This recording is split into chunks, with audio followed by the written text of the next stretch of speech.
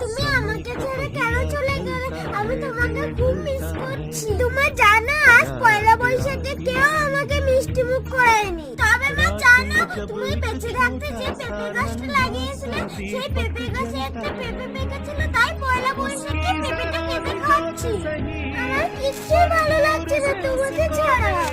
খেতে দিয়েছি, ভালো লাগছে না এসব খেতে।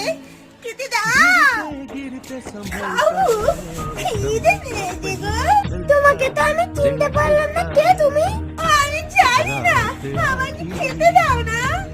ফল খাবে? হ্যাঁ, এই যে আমি নিচ্ছি, খাও